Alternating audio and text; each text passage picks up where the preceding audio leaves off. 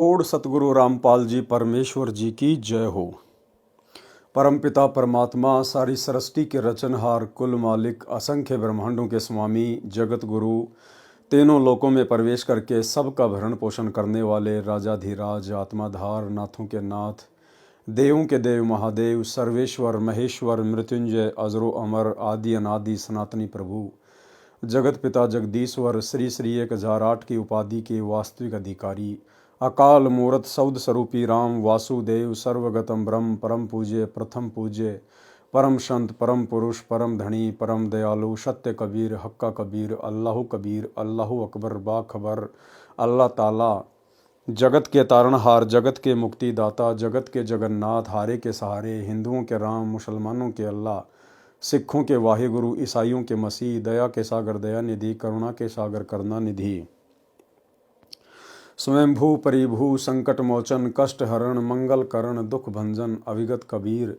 निर्विकार निर्विषम परमात्मा, अलय अलेख सतगुरु, आदि अनादि सतगुरु, असली मर्यादा पुरुषोत्तम, असली राम, असली कृष्ण, असली घनश्याम, असली मुरारी, राजाओं के राजा, महाराजाओं के महाराजा, शहंशाहों के शहंशाह, सम्राटों के सम्राट, भगवानों के भगवान, अल्लाहों के अल्लाह, प्रभुओं के प्रभु, मसीहाओं के मसीह, सच्चे वाहिगुरु, बाबाओं के बाबा, पीरों के पीर, सेठों के सेठ, जगत सेठ, सावलसा सेठ, सर्वगुण संपन्न, अनंत कोटि कलाओं के स्वामी, अनंत कोटि ब्रह्मांडों के नायक, योगियों में महायोगी, ध्यानियों में महाध्यानी, सिद्धों में परम सिद्ध, ज्ञानियों में तत्वज्ञानी, ब्रह्म ज्ञानी, महाज्ञानी, परम ज्ञानी, सर्वश्रेष्ठ ज्ञानी, विज्ञानी, युवा कबीर, समरथ कबीर, असमवात, अमित ओझा, सच्चे रहनुमा, करीम अल्लाह, सुभान अल्लाह, दुनिया के अंतिम पैगंबर, 8 सितंबर 1951 से गांव धनाना, जिला सोनीपत, हरियाणा, भारतवर्ष की पावन भूमि पे प्रकट रियल कल की भगवान श्री नारायण साकार हरि, श्री बाबा साहेब, शब्द स्वरूपी राम, संत श्रोमणी सतगुरु रामपाल जी परमेश्वर जी के चरण कमल में साध संगति से जुड़े हुए देश विदेश से हम सभी सत्सेवक भाई बहनों का अनंत कोटि दंडवत प्रणाम।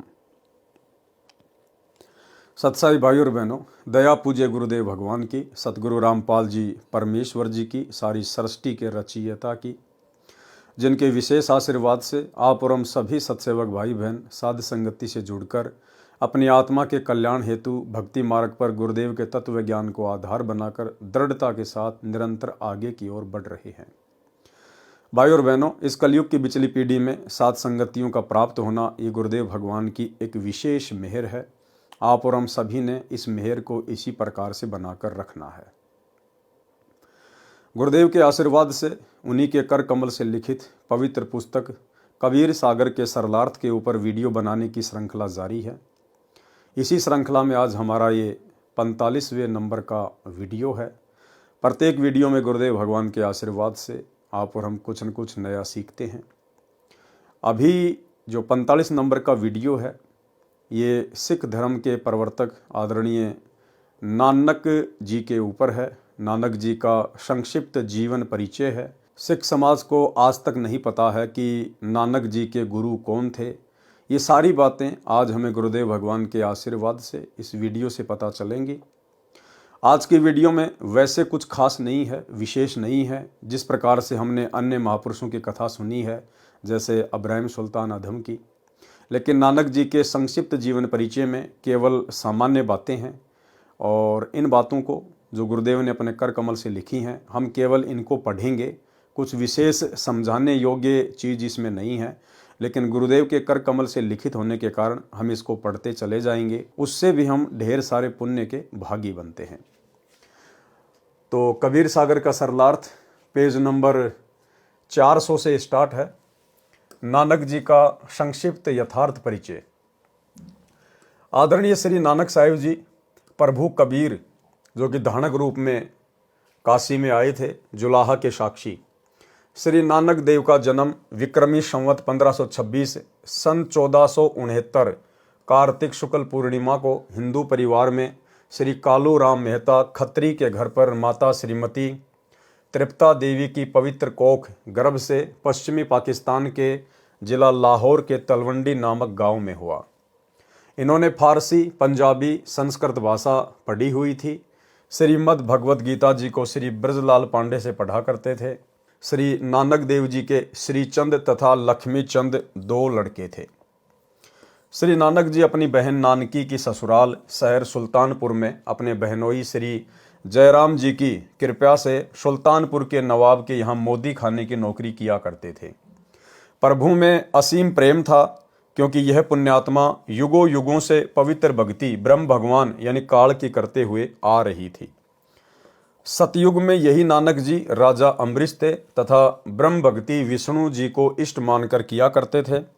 दुर्वासा जैसे महान तपस्वी भी इनके दरबार में हार मानकर क्षमा याचना करके गए थे। त्रेता युग में श्री नानक जी की आत्मा राजा जनक विदेही बने, जो सीता जी के पिता कहलाए।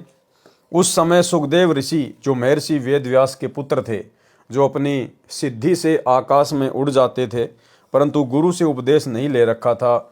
जब सुखदेव विष्णु लोक के स्वर्ग में गए तो गुरु न होने के कारण वापस आना पड़ा। यानी बिना गुरु के तो हम काल लोक के इन विशेष सुखदायी जगहों पर भी नहीं रह सकते। बैकुंठ में, स्वर्ग में, जन्नत में हम बिना अधिकारी गुरु बनाए और उसके बताए अनुसार भक्ति किए बिना हम इस काल के स्वर्ग में भी नहीं जा सकते। 84 लाख योनियां और नरक ही प्राप्त होते हैं। अगर किसी ने काल की भक्ति करनी है तो भी अधिकारी गुरु को ही धारण करके भक्ति करनी पड़ेगी, तभी थोड़ा बहुत समय वो स्वर्ग में काट पाएगा। अन्यथा मरने के बाद में सीधा प्रेत योनि, उसके बाद उनके श्राद्ध निकालो, फिर वे 84 में चले जाएंगे, फिर नरक भोगेंगे। विष्णु जी के आदेश से राजा जनक को गुरु बनाया, तब स्वर्ग में स्थान प्राप्त हुआ। अब सुखदेव ऋषि आम सांसारिक लोगों की नज़र में कितनी बड़ी तोप थी।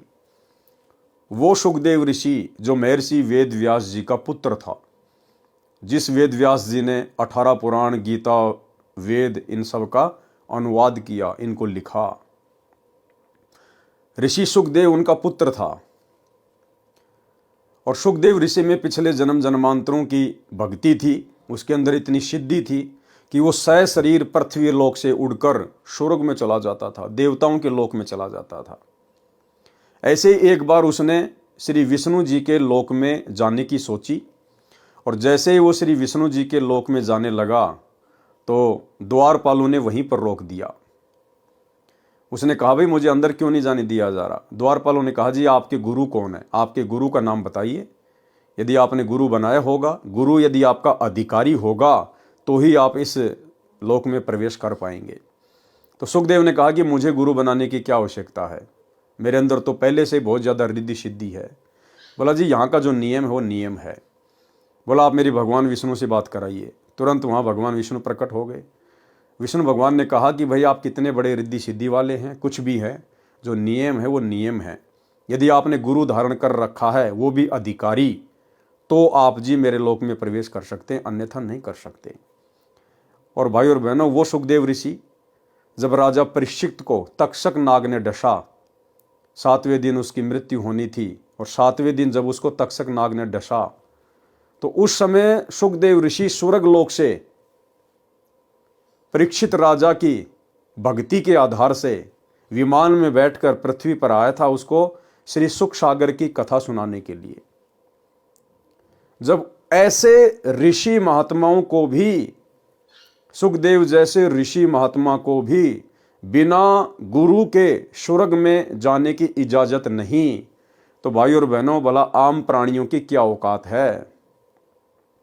वर्तमान के शंकराचार्यों की, आचार्यों की, मंडलेश्वरों की, दुनिया भर के गुरुओं की रोजाना यूट्यूब पर 4, 5, 10 आचार्य शंकराचार्य रोज पैदा होते हैं। भला इनकी क्या औकात है, इनमें से तो कोई अधिकारी ही नहीं है। तो बिना गुरु के आप जी या तो सीधे 84 लाख योनियों में जाओगे, या फिर नरक में जाओगे, या सीधे भूत बनोगे, प्रेत बनोगे। बिना गुरु के चाहे आप कितने ही बड़े पैसे वाले हैं, कितने बड़े सुपरस्टार हैं, आप चाहे 20 किलो सोना, 1 क्विंटल चांदी आप चाहे तिरुपति के बालाजी में दान कर दो, कितने बड़ा आप सोने का छत्र चढ़ा दो, कितने भंडारे कर दो, कुछ भी कर दो, यदि आपने अधिकारी गुरु बनाकर भक्ति नहीं की है तो आप जी सीधे नरक में जाएंगे, 84 लाख योनियों में। ये भक्ति का विधान है। फिर कलयुग में यही राजा जनक की आत्मा एक हिंदू परिवार में श्री कालूराम मेहता खत्री के घर पर उत्पन्न हुए तथा श्री नानक नाम रखा गया। नानक जी तथा परमेश्वर कबीर जी की ज्ञान चर्चा।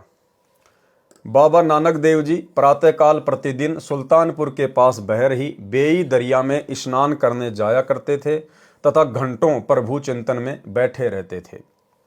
एक दिन एक जिंदा फकीर बेई दरिया पर मिले तथा नानक जी से कहा कि आप बहुत अच्छे प्रभु भगत नजर आ रहे हो, कृपया मुझे भी भक्ति मार्ग बताने की कृपया करें। मैं बहुत भटक लिया हूं, मेरा संशय समाप्त नहीं हो पाया है। श्री नानक जी ने पूछा कि आप कहाँ से आए हो, आपका क्या नाम है, क्या आपने कोई गुरु धारण किया है? तब जिंदा फकीर का रूप धारण किए कबीर जी ने कहा, मेरा नाम कबीर है, बनारस काशी से आया हूँ, जुलाहे का काम करता हूँ। मैंने पंडित रामानंद स्वामी जी से उपदेश ले रखा है। श्री नानक जी ने बंदी छोड़ कबीर जी को एक जिज्ञासु जानकर भक्ति मार्ग बताना प्रारंभ किया। श्री नानक जी ने कहा, हे जिंदा, गीता में लिखा है कि एक ओम मंत्र का जाप करो। सतगुण श्री विष्णु जी जो श्री कृष्ण रूप में अवतरित हुए थे, वे ही पूर्ण परमात्मा हैं। स्वर्ग प्राप्ति का एकमात्र साधारण मार्ग है। गुरु के बिना मोक्ष नहीं। निराकार ब्रह्म की एक ओम मंत्र की साधना से स्वर्ग प्राप्ति होगी। जिंदा रूप में कबीर परमेश्वर जी ने कहा, गुरु किसे बनाऊं? कोई पूरा गुरु मिल ही नहीं रहा जो संशय समाप्त करके मन को भक्ति में लगा सके। स्वामी रामानंद जी मेरे गुरु हैं, परंतु उनसे मेरा संशय निवारण नहीं हो पाया। यहाँ पर कबीर परमेश्वर अपने आप को छुपाकर लीला करते हुए कह रहे हैं तथा साथ में यह उद्देश्य कि इस प्रकार श्री नानक जी को समझाया जा सकता है। श्री नानक जी ने कहा, मुझे गुरु बनाओ, आपका कल्याण निश्चित है।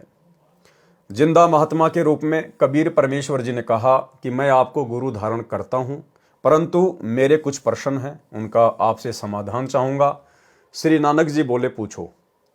जिंदा महात्मा के रूप में कबीर परमेश्वर जी ने कहा, हे गुरु नानक जी, आपने बताया कि 3 लोक के प्रभु रजगुण ब्रह्मा, सतगुण विष्णु तथा तमगुण शिव जी हैं।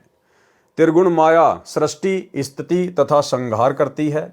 श्री कृष्ण जी ही श्री विष्णु रूप में स्वयं आए थे, जो सर्वेश्वर, अविनाशी, सर्व लोकों के धारण व पोषण करता है। ये सर्व के पूज्य हैं तथा सृष्टि रचनहार भी यही हैं। इनसे ऊपर कोई प्रभु नहीं है, इनके माता पिता नहीं है, ये तो अजन्मा है। श्री कृष्ण ने ही गीता ज्ञान दिया है।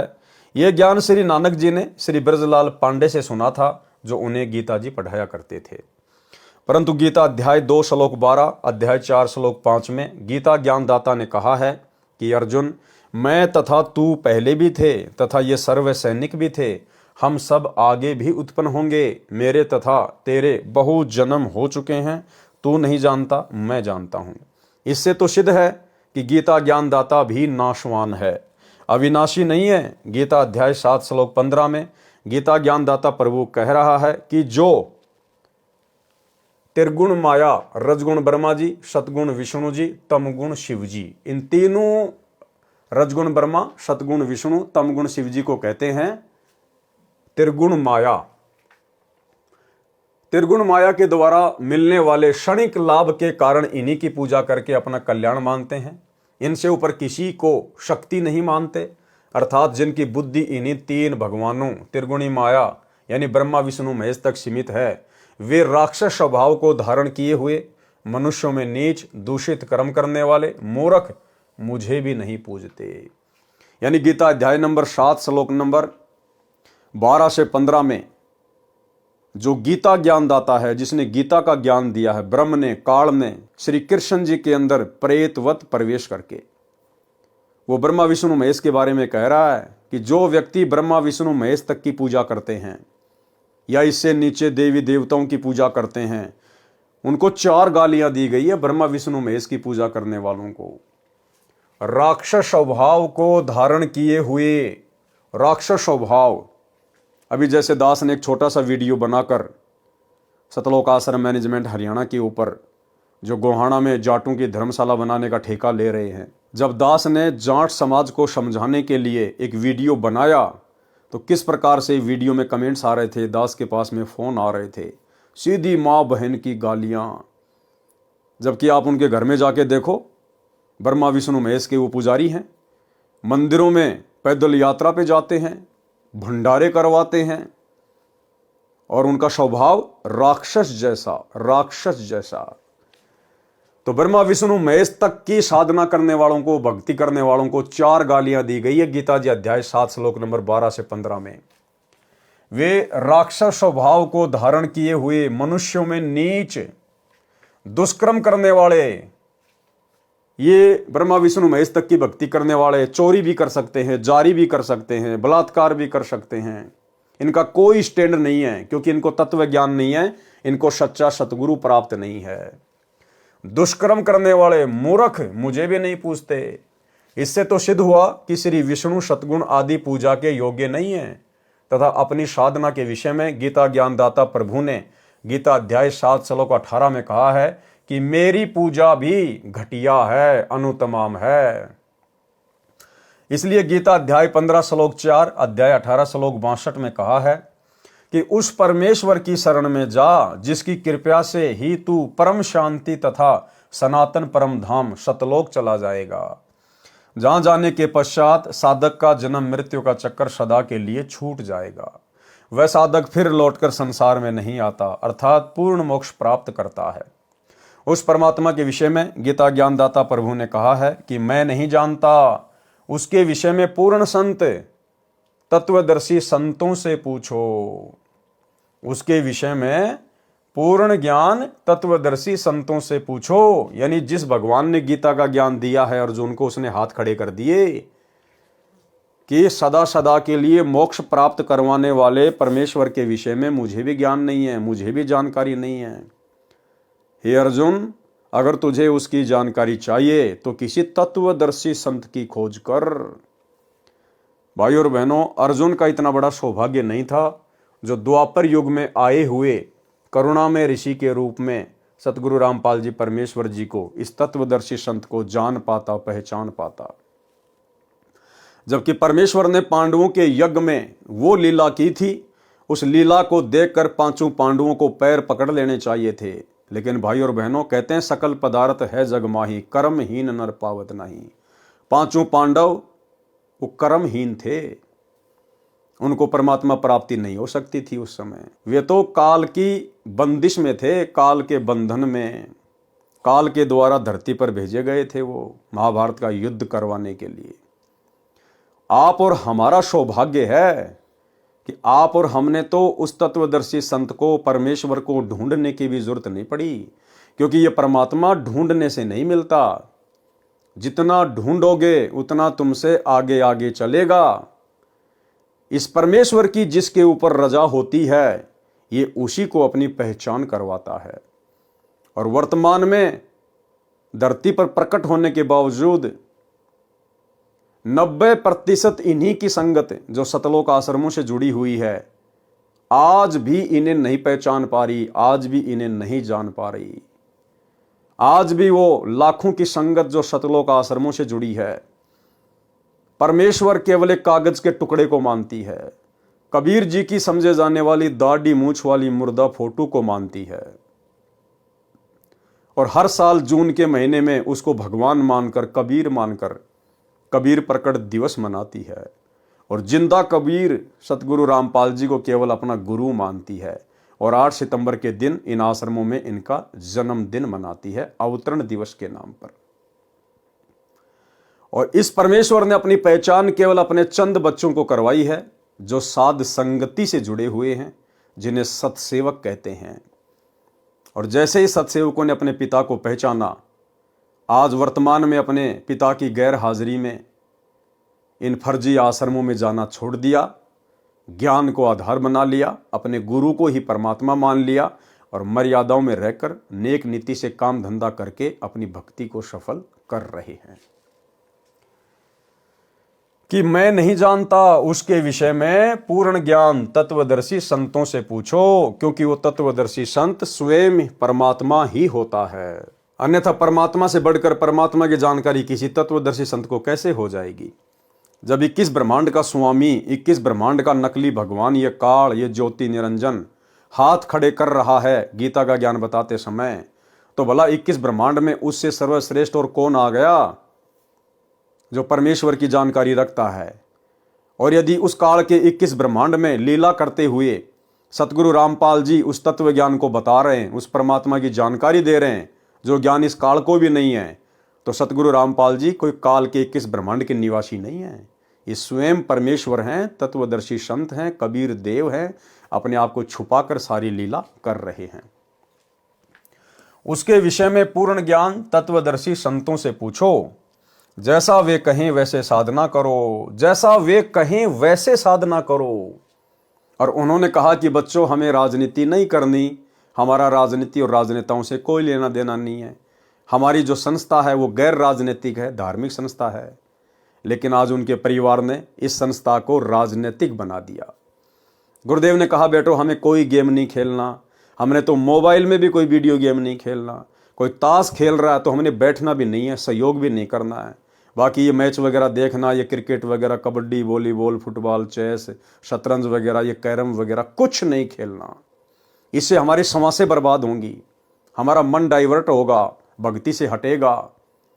लेकिन संत रामपाल जी के कलयुगी परिवार ने धनाना गांव में बैडमिंटन का स्टेडियम बना दिया, कबड्डी के मैच करवाए जा रहे हैं। 31 हज़ार रुपये की गुरुदेव का बड़ा लड़का वीरेंद्र ट्रॉफी में इनाम दे रहा है। गुरुदेव ने कहा, बेटा भक्ति करो, परमात्मा तुम्हें कोई भी रोग नहीं होने देगा। इसके बावजूद गुरुदेव के कलयुगी परिवार ने धनाना आश्रम में 200 एकड़ जमीन में बहुत बड़े हॉस्पिटल का काम शुरू कर दिया।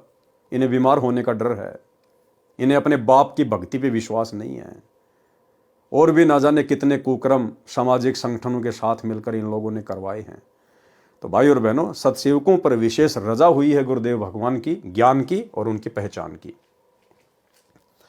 जैसा वे कहें वैसे साधना करो। प्रमाण गीता अध्याय 4 श्लोक 34 में श्री नानक जी से परमेश्वर कबीर साहिब जी ने कहा कि क्या वह तत्वदर्शी संत आपको मिला है जो पूर्ण परमात्मा की भक्ति विधि बताएगा? श्री नानक जी ने कहा, नहीं मिला। परमेश्वर कबीर जी ने कहा, जो भक्ति आप कर रहे हो यह तो पूर्ण मोक्षदायक नहीं है। उस पूर्ण परमात्मा के विषय में पूर्ण ज्ञान रखने वाला मैं ही वह तत्वदर्शी संत हूं। बनारस काशी में धानक जुलाहे का कार्य करता हूं। गीता ज्ञान दाता प्रभु स्वयं को नाशवान कह रहा है। जब स्वर्ग तथा महास्वर्ग भी नहीं रहेगा तो साधक का क्या होगा? जैसे आपने बताया कि श्रीमद् भगवद गीता में लिखा है कि ओम मंत्र के जाप से स्वर्ग प्राप्ति हो जाती है, वहां स्वर्ग में साधक जन कितने दिन रह सकते हैं? श्री नानक जी ने उत्तर दिया, जितना भजन तथा दान के आधार पर उनका स्वर्ग का समय निर्धारित होगा, उतने दिन स्वर्ग में आनंद लेकर रह सकते हैं। जिंदा फकीर ने प्रश्न किया कि तत्पश्चात कहाँ जाएंगे? उसके बाद कहाँ जाएंगे भाई? जब आपकी भक्ति और दान की कमाई समाप्त हो जाएगी, फिर आपको स्वर्ग से कहाँ भेजा जाएगा? उत्तर नानक जी का, फिर इस मृत लोक में आना होगा, इसी पृथ्वी पर आना होगा तथा कर्म आधार पर अन्य योनियां भी भोगनी पड़ेंगी, यानी गधा, कुत्ता, सूअर भी बनना पड़ेगा। प्रश्न जिंदा रूप में कबीर साहिब का, क्या जन्म मरण मिट सकता है? उत्तर श्री नानक जी का, नहीं। गीता में कहा है, अर्जुन तेरे मेरे अनेक जन्म हो चुके हैं और आगे भी होंगे तथा जन्म मरण बना रहेगा। गीता अध्याय 2 श्लोक 12 तथा अध्याय 4 श्लोक 5। शुभ कर्म ज्यादा करने से स्वर्ग का समय अधिक हो जाता है। प्रश्न जिंदा फकीर कबीर जी का, गीता अध्याय नंबर 8 के श्लोक नंबर 16 में लिखा है कि ब्रह्मलोक से लेकर सर्वलोक नाशवान है। उस समय कहाँ रहोगे? जब न पृथ्वी रहेगी, न श्री विष्णु रहेगा, न विष्णुलोक, न स्वर्गलोक तथा पूरे ब्रह्मांड का विनाश होगा। इसलिए गीता ज्ञान दाता प्रभु कह रहा है कि किसी तत्वदर्शी संत की खोज कर, फिर जैसे उस पूर्ण परमात्मा की प्राप्ति की विधि वह संत बताए उसके अनुसार साधना कर।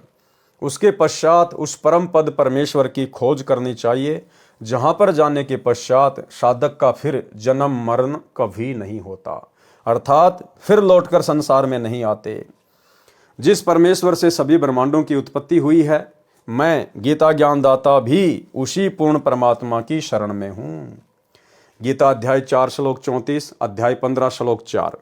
इसलिए कहा है कि अर्जुन सर्वभाव से उस परमेश्वर की शरण में जा, जिसकी कृपा से ही तू परम शांति तथा सतलोक स्थान अर्थात सचखंड में चला जाएगा। गीता अध्याय 18 श्लोक 62। उस पूर्ण परमात्मा की प्राप्ति का ओम तत्सत केवल यही मंत्र है। गीता अध्याय 17 श्लोक 23 में। उत्तर नानक जी का, इसके बारे में मुझे ज्ञान नहीं। जिंदा फकीर कबीर साहिब ने श्री नानक जी को बताया कि यह सर्व काल की कला है। गीता अध्याय नंबर 11 के श्लोक नंबर 32 में स्वयं गीता का ज्ञान देने वाला काल कह रहा है, ब्रह्म कह रहा है कि मैं काल हूं और सभी को खाने के लिए आया हूं। वही निरंकार कहलाता है, उसी काल का ओमकार ओम मंत्र है। गीता अध्याय नंबर 11 के श्लोक नंबर 21 में अर्जुन ने कहा कि आप तो ऋषियों को भी खा रहे हो, देवताओं को भी खा रहे हो, जो आपका ही सुमरण स्तुति वेद विधि अनुसार कर रहे हैं। इस प्रकार कालवश सभी साधक साधना करके उसी के मुख में प्रवेश करते रहते हैं। आपने इसी काल ब्रह्म की साधना करते करते असंख्यों युग बीत गए। 60,000 जन्म तो आपके महर्षि तथा महान भगत रूप में हो चुके हैं नानक जी के, फिर भी काल के लोक में जन्म मृत्यु के चक्कर में ही रहे हो। सर्वसृष्टि रचना सुनाई तथा श्री ब्रह्मा रजगुण, श्री विष्णु सतगुण तथा श्री शिव तमगुण की स्तुति बताई। श्री देवी महापुराण 3रा स्कंद page number 123 Gita Press Gorakhpur से प्रकाशित, मोटा टाइप। इसमें स्वयं विष्णु जी ने कहा है कि मैं विष्णु तथा ब्रह्मा व शिव तो नाशवान है, अविनाशी नहीं है। हमारा तो आविर्भाव यानी जन्म तथा तिरोभाव यानी मृत्यु होता है। आप दुर्गा अष्टंगी हमारी माता हो। दुर्गा ने बताया कि ब्रह्म ज्योति निरंजन आपका पिता है। श्री शंकर जी ने स्वीकार किया कि मैं तमोगुणी लीला करने वाला शंकर भी आपका ही पुत्र हूं तथा ब्रह्मा भी आपका बेटा है। परमेश्वर कबीर जी ने कहा कि हे नानक जी, आप इन्हें अविनाशी, अजन्मा, इनके कोई माता पिता नहीं है आदि उपमा दे रहे हो। ये दोष आपका नहीं है, ये दोष दोनों धर्मों हिंदू तथा मुसलमान के ज्ञानहीन गुरुओं का है, जो अपने अपने धर्म के सदग्रंथों को ठीक से न समझकर अपनी अपनी अटकल से दंत कथा यानी लोकवेद सुना सुनाकर वास्तविक भक्ति मार्ग के विपरीत शास्त्र विधि रहित मनमाना आचरण अर्थात पूजा का ज्ञान दे रहे हैं। दोनों ही पवित्र धर्मों के पवित्र शास्त्र एक पूर्ण प्रभु का ही ज्ञान करा रहे हैं। कुरान शरीफ में सूरत फुरकानी 25 आयत नंबर 52 से 59 में भी मुझ कबीर का वर्णन है। श्री नानक जी ने कहा कि यह तो आज तक किसी ने नहीं बताया, इसलिए मन स्वीकार नहीं कर रहा है। तब जिंदा फकीर जी कबीर साहिब जी श्री नानक जी की अरुचि देखकर चले गए। उपस्थित व्यक्तियों ने श्री नानक जी से पूछा, यह भगत कौन था जो आपको गुरुदेव कह रहा था? नानक जी ने कहा, यह काशी में रहता है, नीच जाति का जुलाहा धानक कबीर था। बेतुकी बातें कर रहा था, कह रहा था कि कृष्ण जी तो काल के चक्कर में हैं तथा मुझे भी कह रहा था कि आपकी साधना ठीक नहीं है। देखो भाई और बहनों, सोचने की बात है। अब आप और हमें विश्वास होगा कि कैसे पूर्ण संत की शरण में आने के बाद, परमात्मा की शरण में आने के बाद हमारे पिछली जितनी भी गलतियां हैं, जितने भी हमारे पाप कर्म हैं जन्म जन्मांतरों के, कैसे वो परमात्मा उनका सफाया कर देता है।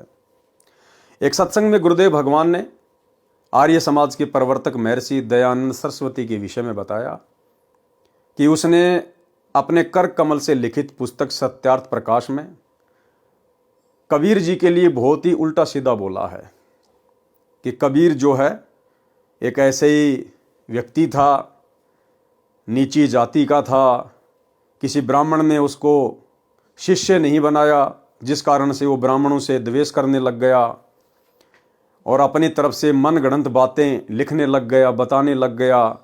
और कुछ नीच जाति के जुलाहे धानक, क्या कहा, कुछ नीची जाति वाले धानक जुलाहे कबीर के सपोर्टर बन गए। तो गुरुदेव ने महर्षि दयानंद की अज्ञानता को बार बार बताया कि वो जातिवाद में कितना विश्वास रखता था। वो जुलाहों को नीच कहकर संबोधित कर रहा था। भाई और बहनों, कबीर जी को नीच जुलाहा धानक कहकर तो यहां पर नानक जी भी संबोधित कर रहे हैं।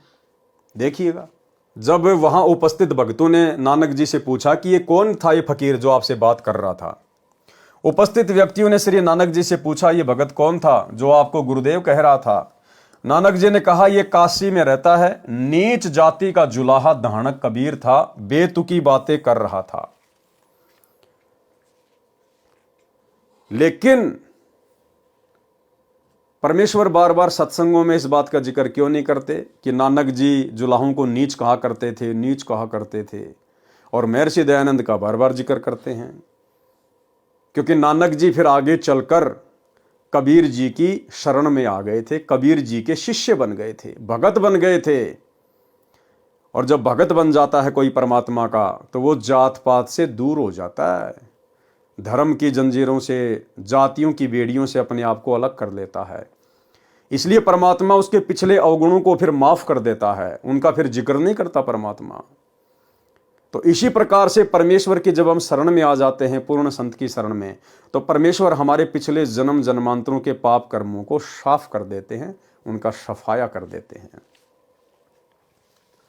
कह रहा था कि श्री कृष्ण तो काल के चक्कर में है, तथा मुझे भी कह रहा था कि आपकी साधना ठीक नहीं है। तब मैंने बताना शुरू किया, तब हार मानकर चला गया। इस वार्ता से सिखों ने श्री नानक जी को परमेश्वर कबीर साहिब जी का गुरु मान लिया। श्री नानक जी प्रथम वार्ता पूज्य कबीर परमेश्वर के साथ करने के बाद ये तो जान गए थे कि मेरा ज्ञान पूर्ण नहीं है, तथा गीता जी का ज्ञान भी उससे कुछ भिन्न ही है जो आज तक हमें बताया गया था। इसलिए हृदय से प्रतिदिन प्रार्थना करते थे कि वही संत एक बार फिर आए। मैं उससे कोई वाद विवाद नहीं करूंगा, कुछ प्रश्नों का उत्तर अवश्य चाहूंगा। परमेश्वर कबीर जी तो अंतर्यामी हैं तथा आत्मा के आधार व आत्मा के वास्तविक पिता हैं। भाई और बहनों, वही की वही लीला, जो लीला परमेश्वर जी ने धर्मदास जी के साथ की, जो लीला परमेश्वर ने नानक जी के साथ में की, अन्य बड़े बड़े महापुरुषों के साथ में की। प्रथम बार परमात्मा उनको मिले, अपना ज्ञान सुनाया। उसके बाद उन महापुरुषों की अरुचि देखकर, भक्ति में विशेष रुचि ना देखकर, वाद विवाद करता हुआ देखकर परमात्मा वहां से अंतर्ध्यान हो जाते हैं। उसके बाद वे आत्माएं काफी लंबे समय तक पश्चाताप करती रहती हैं, 2 महीने 6 महीने। उनके अंदर विशेष वो तड़प पैदा करता है परमात्मा। जैसे धर्मदास जी ने, जब परमेश्वर उनको 6 महीने तक नहीं मिले, दर्शन नहीं दिए, तो धर्मदास जी ने संकल्प कर लिया कि मैं कुछ भी नहीं खाऊंगा, कुछ भी नहीं पीऊंगा, अगर परमेश्वर नहीं आए तो मैं भूखा ही मरूंगा। तो परमेश्वर फिर उस आत्मा की रुचि देखकर फिर वापस प्रकट हुए। तो इसी प्रकार नानक जी पहले तो परमात्मा के साथ वाद विवाद करते रहे, मालिक अंतर्ध्यान हो गए, चले गए। लेकिन मन ही मन में नानक जी सोच रहे थे कि मेरा ज्ञान तो बिल्कुल आधा अधूरा है, और जो बातें वो फकीर कह रहा था बिल्कुल सत्य थी, कांटे की थी, भले मैं अभिमानवश नहीं मान रहा था। और मन ही मन में सोच रहे थे कि एक बार भगवान वो फिर से मिले, वो फिर से मिले, मैं कोई वाद विवाद नहीं करूंगा, मैं आगे का ज्ञान समझूंगा। फिर परमेश्वर जो है नानक जी को मिले, उनकी रुचि देखकर। ठीक इसी प्रकार भाई और बहनों, परमात्मा इस कलयुग की वर्तमान पिछली पीढ़ी में धरती पर सतगुरु रामपाल जी के रूप में प्रकट हैं, वही कबीर परमात्मा। परमेश्वर ने सन 1994 से अपने यथार्थ 13वें कबीर पंथ की नींव डाली। दिन रात एक कर दी परमेश्वर ने, अपनी नौकरी को भी ठोकर मार दी, अपने परिवार को भी ठोकर मार दी, कभी मुड़ के नहीं देखा। दिन रात एक कर दी हम आत्माओं तक ये सत्ज्ञान पहुंचाने के लिए। उसके बाद भाई और बहनों, जब कई लाखों की संख्या में परमेश्वर के भगत हो गए गुरुदेव के, और जब परमेश्वर ने देखा कि ये तो एक प्रकार से अज्ञानियों का टोल इकट्ठा हो रहा है, ये सत्संगों पर विशेष विवेचन नहीं करते, इन सत्संगों के माध्यम से मैं जो इनकी आंखें खोलना चाहता हूं, इनकी बुद्धि खोलना चाहता हूं, गुरु रूप में आए हुए कबीर परमेश्वर की पहचान करवाना चाहता हूं, ये लोग समझ नहीं रहे, बकवादों से पीछे हट नहीं रहे। तो परमेश्वर आप और हम सबसे नाराज हो गए। नाराज हमारी भक्ति में अरुचि देखकर कि ये तो भक्ति को हल्के में ले रहे हैं, गुरु को हल्के में ले रहे हैं। ऐसा निर्मल ज्ञान दे दिया जो धरती पर आज तक किसी ने नहीं दिया, उसके बाद भी ये पहचान नहीं पा रहे। परमेश्वर हमारी अरुचि देखकर और हमसे दूर हो गए। भाई और बहनों, धर्मदास जी ने तो मात्र परमात्मा को 6 महीने में प्रसन्न कर लिया था। नानक जी ने भी कुछ ही महीनों में परमात्मा को प्रसन्न कर लिया था।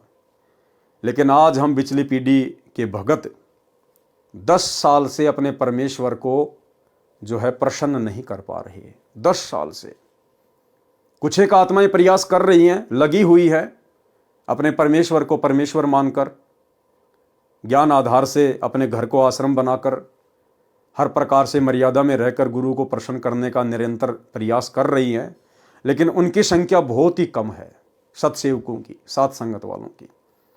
बाकी जो 90% हैं जो सतलोक आश्रमों से जुड़े हुए हैं, उनकी बकवादें बरवाला कांड के बाद से कहीं और ज्यादा बढ़ गई हैं। कम होनी चाहिए थी, परमात्मा को प्रसन्न करना चाहिए था, लेकिन उन 90% भक्तों की बकवादें, गुरुदेव के कलयुगी परिवार की बकवादें, इन कोऑर्डिनेटरों की बकवादें पहले से कहीं और ज्यादा बढ़ गई। और यही कारण है कि परमेश्वर भक्ति में संगत की अरुचि देखकर आज 10 साल से संगत को दर्शन नहीं दे रहे।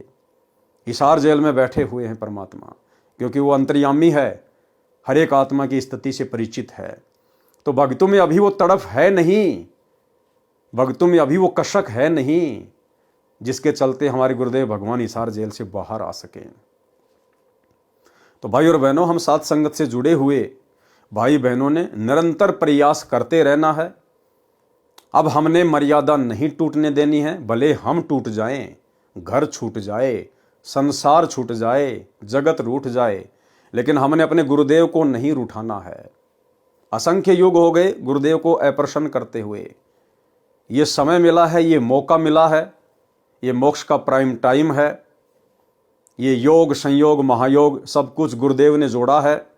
अन्यथा इस कलयुग की बिचली पीढ़ी में जिस समय परमात्मा धरती पे हैं और इस पीक टाइम में आप और हमारे को मनुष्य जन्म मिलना, जिस समय धरती पर अरबों खरबों में प्राणी हैं जिनको संत रामपाल जी में परमात्मा की सूरत भी दिखाई नहीं देती, उन्हें पता ही नहीं है, और आप और हम उनकी शरण में आ चुकी हैं। चंद आत्माएं भक्ति कर रहे हैं, और सबसे बड़ी बात, हमें गुरु रूप में कबीर जी की पहचान हो गई। तो भाई और बहनों, आप और हमने निरंतर धर्मदास जी की तरह, नानक जी की तरह, अन्य महापुरुषों की तरह हमारी जो गलतियां बन चुकी हैं, हमने अपनी गलतियों की निरंतर परमेश्वर से क्षमा याचना मांगते रहना है, और विधि विधान अनुसार गुरुदेव को भोग लगाना, तीनों समय की विधान और विधि अनुसार आरतियां करना, अपना सुमरण करना, मर्यादाओं का विशेष ध्यान रखना, गुरु के अलावा किसी और में कोई आस्था नहीं रखना, उस दाढ़ी मूछ वाले कबीर जी के समझे जाने वाले नकली फोटो को भगवान मानकर उसका कबीर प्रकट दिवस नहीं मनाना, गरीबदास जी का बोध दिवस नहीं मनाना, अपने गुरु के अलावा न कबीर जी की फोटो अपने घर पे रखनी है, ना गरीबदास जी की, ना पंडित चिदानंद जी की, ना दादा गुरु जी की। तो आप और हमने ज्ञान आधार से गुरु को प्रसन्न करने का प्रयास करना है, और हमारी इसी सच्ची तड़फ और लगन को देखकर गुरुदेव भगवान अवश्य दर्शन देंगे, और आप और हमारे कारण बाकी लोगों को भी गुरुदेव के दर्शन होंगे। तो हमने अपने प्रयास को सतत जारी रखना है। वह आत्मा के वास्तविक पिता हैं, अपनी प्यारी आत्माओं को ढूंढते रहते हैं। कुछ समय के उपरांत जिंदा फकीर रूप में कबीर जी ने उसी बेई नदी के किनारे पहुंचकर श्री नानक जी को राम राम कहा। उस समय श्री नानक जी कपड़े उतारकर स्नान के लिए तैयार थे। जिंदा महात्मा केवल श्री नानक जी को दिखाई दे रहे थे, अन्य को नहीं। श्री नानक जी से वार्ता करने लगे। कबीर जी ने कहा कि आप मेरी बात पर विश्वास करो, एक पूर्ण परमात्मा है तथा उसका सतलोक स्थान है, जहाँ की भक्ति करने से जीव सदा के लिए जन्म मरण से छूट सकता है। उस स्थान तथा उस परमात्मा की प्राप्ति की साधना का केवल मुझे ही पता है, अन्य को पता नहीं। तथा गीता अध्याय नंबर 18 के श्लोक 62, अध्याय 15 श्लोक 4 में भी उस परमात्मा तथा स्थान के विषय में वर्णन है। पूर्ण परमात्मा गुप्त है, उसकी शरण में जाने से, उसी की कृपा से तू शाश्वतम यानी अविनाशी अर्थात सत्य स्थानम यानी सतलोक को प्राप्त होगा। गीता ज्ञानदाता प्रभु भी कह रहा है कि मैं भी उसी आदि पुरुष परमेश्वर नारायण की शरण में हूँ। श्री नानक जी ने कहा कि मैं आपकी एक परीक्षा लेना चाहता हूँ, मैं इस दरिया में छिपूंगा और आप मुझे ढूंढना। यदि आप मुझे ढूंढ दोगे तो मैं आपकी बात पर विश्वास कर लूँगा। यह कहकर श्री नानक जी ने बेई नदी में डुबकी लगाई तथा मछली का रूप धारण कर लिया। जिंदा फकीर यानी कबीर पूर्ण परमेश्वर ने उस मछली को पकड़कर जिधर से पानी आ रहा था उस ओर लगभग 3 किलोमीटर दूर ले गए तथा श्री नानक जी बना दिया। प्रमाण श्री गुरु ग्रंथ साहिब, सीरी रागू महला पहला, घर 4 पृष्ठ 25। तू दरिया दाना बिना मैं मछली कैसे अंत लहा, जहाँ जहाँ देखा ता ता तू है, तुझसे निकस फूट मरा, न जाना मेऊ न जाना जाली, जा दुख लागे ता तुझे संभाली रहा हूँ। नानक जी ने कहा कि मैं मछली बन गया था, आपने कैसे ढूंढ लिया। हे परमेश्वर, आप तो दरिया के अंदर सूक्ष्म से भी सूक्ष्म वस्तु को जानने वाले हो। मुझे तो जाल डालने वाले जाली ने भी नहीं जाना तथा गोताखोर ने भी नहीं जाना, अर्थात नहीं जान सका। जब से आपके सतलोक से निकलकर अर्थात आपसे बिछुड़कर आए हैं, तब से कष्ट पर कष्ट उठा रहा हूँ। जब दुख आता है तो आपको ही याद करता हूँ, मेरे कष्टों का निवारण आप ही करते हो। उपरोक्त वार्ता बाद में काशी में प्रभु के दर्शन करते हुए हुई थी। तब नानक जी ने कहा कि अब मैं आपकी सर्व बात सुनने को तैयार हूँ। कबीर परमेश्वर जी ने वही सृष्टि रचना पुनः सुनाई तथा कहा कि मैं पूर्ण परमात्मा हूँ। मेरा स्थान सचखंड यानी सत्यलोक है। आप मेरी आत्मा हो। काल ब्रह्म आप सभी आत्माओं को भ्रमित ज्ञान से विचलित करता है तथा नाना प्रकार से प्राणियों के शरीर में बहुत परेशान कर रहा है। मैं आपको सत्य नाम यानी सच्चा नाम, वास्तविक मंत्र जाप दूंगा जो किसी शास्त्र में नहीं है, जिसे काल ब्रह्म ने गुप्त कर रखा है। श्री नानक जी ने कहा कि मैं अपनी आंखों अकाल पुरुष तथा सचखंड को देखूं, तब आपकी बात को सत्य मानूं। तब कबीर साहिब जी श्री नानक जी की पुण्यात्मा को सतलोक ले गए। सचखंड में श्री नानक जी ने देखा कि एक असीम तेजोमय मानव सदृश्य शरीर युक्त प्रभु तख्त पर बैठे थे। अपने ही दूसरे स्वरूप पर कबीर साहिब जिंदा महात्मा के रूप में चवर करने लगे। तब श्री नानक जी ने सोचा कि अकाल मूर्त तो ये रब है जो गद्दी पर बैठा है, कबीर जी तो यहाँ का कोई सेवक होगा। उसी समय जिंदा रूप में परमेश्वर कबीर साहिब उसी गद्दी पर विराजमान हो गए तथा जो तेजोमय शरीर युक्त प्रभु का दूसरा रूप था वह खड़ा होकर तख्त पर बैठे जिंदा वाले रूप पर चवर करने लगा। फिर वह तेजोमय रूप नीचे से गए जिंदा कबीर के रूप में समा गया तथा गद्दी पर अकेले कबीर परमेश्वर जिंदा रूप में बैठे थे और चवर अपने आप डुरने लगा। तब नानक जी ने कहा कि वाहे गुरु, सत्य नाम से प्राप्ति तेरी। इस प्रक्रिया में 3 दिन लग गए। नानक जी की आत्मा को साहिब कबीर जी ने वापस शरीर में प्रवेश कर दिया।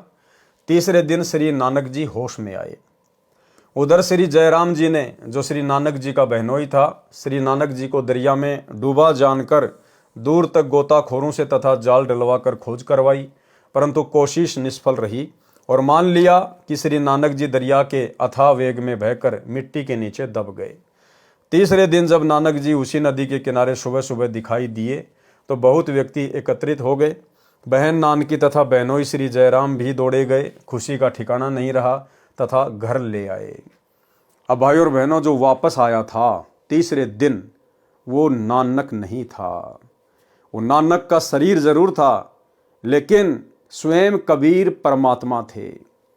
उसके बाद में जो भी लीलाएं हुई, जितने भी चमत्कार हुए, वो कबीर परमेश्वर जी ने किए। अन्यथा कबीर परमेश्वर के भक्ति मार्ग में उनका भगत कभी भी अपनी सिद्धियां नहीं दिखा सकता, कभी भी चमत्कार नहीं दिखा सकता। इससे तो भक्ति बर्बाद होगी।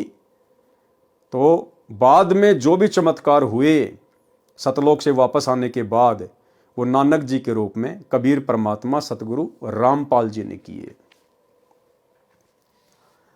बहन नानकी तथा बहनोई श्री जयराम भी दौड़े गए। खुशी का ठिकाना नहीं रहा तथा घर ले आए। श्री नानक जी अपनी नौकरी पर चले गए। मोदी खाने का दरवाजा खोल दिया तथा कहा, जिसको जितना चाहिए ले जाओ। पूरा खजाना लौटाकर शमशान घाट पर बैठ गए। जब नवाब को पता चला कि श्री नानक खजाना समाप्त करके शमशान घाट पर बैठा है, तब नवाब ने श्री जयराम की उपस्थिति में खजाने का हिसाब करवाया तो 760 रुपये अधिक मिले। नवाब ने क्षमा याचना की तथा कहा कि नानक जी, आप 708 रुपये जो आपके सरकार की ओर से अधिक हैं ले लो तथा फिर नौकरी पर आ जाओ। तब श्री नानक जी ने कहा कि अब सच्ची सरकार की नौकरी करूँगा, उस पूर्ण परमात्मा के आदेश अनुसार अपना जीवन सफल करूँगा। वह पूर्ण परमात्मा है जो मुझे बेई नदी पर मिला था। नवाब ने पूछा, वह पूर्ण परमात्मा कहाँ रहता है तथा ये आदेश आपको कब हुआ? श्री नानक जी ने कहा कि वह सचखंड में रहता है। बेई नदी के किनारे से मुझे स्वयं आकर वही पूर्ण परमात्मा सचखंड यानी सतलोक लेकर गया था। वह इस पृथ्वी पर भी आकार में आया हुआ है। उसकी खोज करके अपना आत्म कल्याण कराऊंगा। उस दिन के बाद श्री नानक जी घर त्याग कर पूर्ण परमात्मा की खोज पृथ्वी पर करने के लिए चल पड़े। श्री नानक जी सतनाम तथा वाही गुरु की रटना लगाते हुए बनारस पहुंचे। इसलिए अब पवित्र सिख समाज के श्रद्धालु केवल सत्य नाम श्री वाही गुरु कहते रहते हैं।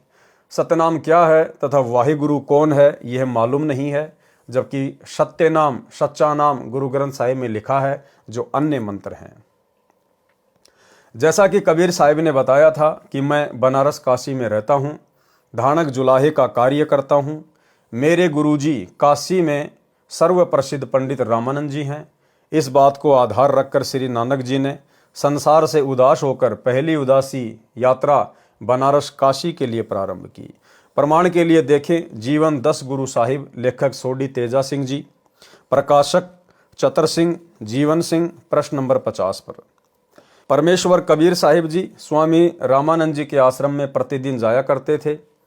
जिस दिन श्री नानक जी ने काशी पहुंचना था उससे पहले दिन कबीर साहिब ने अपने पूज्य गुरुदेव रामानंद जी से कहा कि स्वामी जी कल मैं आश्रम में नहीं आ पाऊंगा क्योंकि कपड़ा बुनने का कार्य अधिक है। कल सारा दिन लगकर कार्य निपटा कर फिर आपके दर्शन करने आऊँगा। काशी बनारस में जाकर श्री नानक जी ने पूछा कोई रामानंद जी महाराज है? सब ने कहा कि वे आज के दिन सर्व ज्ञान संपन्न ऋषि हैं। उनका आश्रम पंचगंगा घाट के पास है। श्री नानक जी ने श्री रामानंद जी से वार्ता की तथा सचखंड का वर्णन शुरू किया।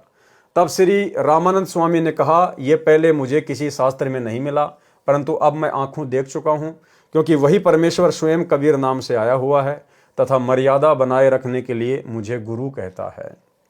परंतु मेरे लिए प्राण प्रिय प्रभु है। पूर्ण विवरण चाहिए तो मेरे व्यावहारिक शिष्य परंतु वास्तविक गुरु कबीर से पूछो, वही आपकी शंका का निवारण कर सकता है। श्री नानक जी ने पूछा कि कहाँ है परमेश्वर स्वरूप कबीर साहिब जी, मुझे शीघ्र मिलवा दो। तब श्री रामानंद जी ने एक सेवक को श्री नानक जी के साथ कबीर साहिब जी की झोपड़ी पर भेजा। उस सेवक से भी सचखंड के विषय में वार्ता करते हुए श्री नानक जी चले तो उस कबीर साहिब के सेवक ने भी सचखंड व सृष्टि रचना जो परमेश्वर कबीर साहिब जी से सुन रखी थी सुनाई। तब श्री नानक जी ने आश्चर्य किया कि मेरे से तो कबीर साहिब के चाकर अर्थात सेवक भी अधिक ज्ञान रखते हैं। इसलिए गुरु ग्रंथ साहिब पर 721 पर अपनी अमृतवाणी महिला में श्री नानक जी ने कहा है कि हक्का कबीर करीम तू बेऐब परवरदिगार, नानक बुगोयद जुनो तूरा तेरे चाकरा पखाक। जिसका भावार्थ है कि हे कबीर परमेश्वर जी, मैं नानक कह रहा हूं कि मेरा उद्धार हो गया, मैं तो आपके सेवकों के चरणों की धूल तुल्य हूं। गुरु ग्रंथ साहिब के पृष्ठ 731 पर कहा है कि नीच जाति परदेसी मेरा, खिन आवे तिल जावे, जाकी संगत नानक रहंदा क्यों कर मोंडा पावे। जब नानक जी ने देखा ये धानक जुलाहा वही परमेश्वर है जिसके दर्शन सतलोक सचखंड में किए तथा बेई नदी पर हुए थे, वहां ये जिंदा महात्मा के वेश में थे, यहां धानक जुलाहे के वेश में है। ये स्थान अनुसार अपना वेश बदल लेते हैं, परंतु चेहरा तो वही है, चेहरा तो आज भी वही है। भेष ये परमात्मा देश काल और परिस्थिति के अनुसार बदल लेता है, लेकिन चेहरा वही है, सतलोक ये चेहरा। वही मोहिनी सूरत जो सचखंड में भी विराजमान था, वही करतार आज धानक रूप में बैठा है। श्री नानक जी की खुशी का ठिकाना नहीं रहा, आंखों में आंसू भर गए। तब श्री नानक जी अपने सच्चे स्वामी अकाल मूर्ति को पाकर चरणों में गिरकर सत्य नाम सच्चा नाम प्राप्त किया। तब शांति पाई तथा अपने प्रभु की महिमा देश विदेश में गाई। पहले श्री नानक देव जी एक ओमकार यानी ओम मंत्र का जाप करते थे तथा उसी को सत मानकर कहा करते थे, एक ओमकार। उन्हें बेई नदी पर कबीर साहिब ने दर्शन देकर सतलोक सचखंड दिखाया तथा अपने सत्य पुरुष रूप को दिखाया। तब सतनाम का जाप दिया तथा नानक जी का काल लोक से मुक्ति हुई। नानक जी ने कहा है कि इसी का प्रमाण गुरु ग्रंथ साहिब के राग सीरी महिला 1 प्रश्न नंबर 24 पर शब्द नंबर 29। एक सुवान दुई सुवानी नाल, बलके भोके सदा बियाल, कुड़ छुरा मुठा मुर्दहार, धानक रूप रहा करतार। मैं पति की पंदी न करनी की कार, ऊँ बिगड़े रूप रहे विकराल। तेरा एक नाम तारे संसार में, एहो आस एहो आधार। मुख निंदा आखा दिन रात, पर गर जो ही नीच मनाती। काम क्रोध तन वसै चंडाल, धानक रूप रहा करतार। भाई सुरत मलोकी वेश, उठ अगवाड़ा ठगी देश। खरा सियाणा बहुता बहार, धानक रूप रहा करतार। मैं किता न जाता हराम खोर, उहू किया मुँह देसा दुष्ट चोर। नानक नीच कहे विचार, धानक रूप रहा करतार। दूसरा प्रमाण नीचे प्रमाण है जिसमें कबीर परमेश्वर का नाम स्पष्ट लिखा है। श्री गुरु ग्रंथ साहिब प्रश्न नंबर 721 राग तिलंग महला पहला में है। और अधिक प्रमाण के लिए प्रस्तुत है राग तिलंग महला first Punjabi Guru Granth Sahib page number 721। यक अर्ज गुप्तम पेश तो दर गोश कौन करतार, हक्का कबीर करीम तू बे ए परवरदिगार। दुनिया मुकामे फानी तहकीक दिलदानी, ममसर मोई अजराइल गिरफ्त दिल हेच नदानी। जन पीसर पदर बिरादरा कस नेस्त दस्तगीर, आखिर बैफ्तम कस नदारद चूं शब्द तकबीर। शबरोज गस्तम दर हवा करदेम बदी ख्याल, गाहे न नेकी कार करदम मम ई चीनी अहवाल। बदबख्त हम चू बखील गाफिल बेनजर बेकाब, नानक बोगोयद तनु जूरा तेरे चाकरा पाखाग। सरलार्थ आगे परमेश्वर ने इनका विस्तार से किया है। सरलार्थ यहाँ पर केवल हिंदी अनुवाद। हे शब्द स्वरूपी राम अर्थात शब्द से सर्व सृष्टि रचनहार दयाल सत्य कबीर, आप निर्विकार परमात्मा हैं। आपके समक्ष एक हृदय से विनती है कि ये पूरी तरह जान लिया है हे महबूब, ये संसार रूपी ठिकाना नासवान है। हे दाता, इस जीव के मरने पर अजराइल नामक यमदूत बेरहमी से पकड़कर ले जाता है। कोई साथी जन जैसे बेटा पिता भाईचारा साथ नहीं देता। अंत समय में कोई भाईचारा, कोई बेटा बेटी, कोई माता पिता, कोई साथ नहीं देगा, कोई सहारा नहीं देगा। इसलिए भाई और बहनों, आप और हमने केवल अपना एक ही साथी बनाना है और है भी एक ही, केवल गुरुदेव भगवान। हमने सतलोक आश्रम मैनेजमेंट हरियाणा वालों की तरह ना तो जाट आरक्षणों में बैठकर जाटों को अपना साथी बनाना है, ना फालतू का भाईचारा बढ़ाना है। आनंदपाल जैसे गुंडों की सीबीआई जांच का समर्थन करके 5 लाख रुपए उसकी सीबीआई जांच के लिए चंदे के रूप में देकर ना हमने राजपूत करनी सेना के साथ में उठना बैठना, ना भाईचारा बनाना है। ना हमने सतलोक आश्रम मैनेजमेंट हरियाणा की तरह गोहाना की जाट धर्मशाला में 5वां फ्लोर जो तकरीबन 1 करोड़ के आसपास बनेगा, ना हमने ये फालतू का भाईचारा निभाकर हमने अपने पैरों पर कुल्हाड़ी मारनी है। अंत में ये समाज, ये कुल किसी काम नहीं आएगा, कोई ढाल नहीं अड़ाएगा, केवल मर्यादा तोड़वाएगा। इसलिए हमने केवल एकमात्र भाईचारा, एकमात्र हमारा जो साथी है, केवल अपने गुरुदेव भगवान को ही बनाकर चलना है। हे दाता, इस जीव के मरने पर अजराइल नामक यमदूत बेरहमी से पकड़कर ले जाता है। कोई साथी जन जैसे बेटा पिता भाईचारा साथ नहीं देता। अंत में सभी उपाय और फर्ज कोई क्रिया काम नहीं आता। प्रतिदिन गश्त की तरह न रुकने वाली चलती हुई वायु की तरह बुरे विचार करते रहते हैं। शुभ कर्म करने का मुझे कोई जरिया या साधन नहीं मिला। ऐसे बुरे समय कलयुग में हमारे जैसे नादान लापरवाह शतमार्ग का ज्ञान न होने से ज्ञान नेत्रहीन था तथा लोकवेद के आधार से अनाप शनाप ज्ञान कहता रहता था। नानक जी कहते हैं कि मैं आपके सेवकों के चरणों की धूल डूबता हुआ बंदा नानक पार हो गया। भावार्थ, श्री गुरु नानक साहिब जी कह रहे हैं कि हे हक्का कबीर, सत कबीर, आपसे मेरी एक अर्ज है कि मैं तो सत्य ज्ञान वाली नजर रहित तथा आपके सतज्ञान के सामने तो निरुत्तर अर्थात जुबान रहित हो गया हूँ। हे कुल मालिक, मैं तो आपके दासों के चरणों की धूल हूँ, मुझे शरण में रखना। इसके पश्चात जब श्री नानक जी को पूर्ण विश्वास हो गया कि पूर्ण परमात्मा तो गीता ज्ञानदाता प्रभु से अन्य ही है, वही पूजा के योग्य है, पूर्ण परमात्मा की भक्ति तथा ज्ञान के विषय में गीता ज्ञानदाता प्रभु भी अनभिज्ञ है। परमेश्वर स्वयं ही तत्वदर्शी संत रूप से प्रकट होकर तत्व ज्ञान को जन जन को सुनाता है। क्या कह रहे हैं? परमेश्वर, कौन परमेश्वर? कबीर जी। परमेश्वर स्वयं ही यानी खुद ही तत्वदर्शी संत रूप से प्रकट होकर तत्व ज्ञान को जन जन को सुनाते हैं। आज तत्वदर्शी संत के रूप में प्रकट होकर जन जन को ये ज्ञान फिर कौन सुना रहे हैं? वही कबीर परमात्मा, यानी हमारे गुरुदेव स्वयं कबीर परमेश्वर हैं। परमेश्वर स्वयं ही तत्वदर्शी संत रूप से प्रकट होकर तत्व ज्ञान को जन जन को सुनाता है। जिस ज्ञान को वेद भी नहीं जानते, वह तत्व ज्ञान केवल पूर्ण परमेश्वर सत्य पुरुष ही स्वयं आकर ज्ञान करवाता है। श्री नानक जी का जन्म पवित्र हिंदू धर्म में होने के कारण पवित्र गीता जी के ज्ञान पर पूर्ण रूपेण आश्रित थे। फिर स्वयं प्रत्येक हिंदू श्रद्धालु तथा ब्राह्मण गुरुओं आचार्यों से गीता जी के 7 श्लोकों के विषय में पूछते थे।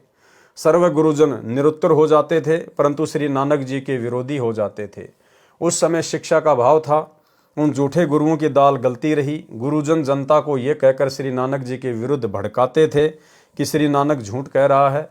गीता में ऐसा कहीं नहीं लिखा है कि श्री कृष्ण जी के ऊपर कोई शक्ति है।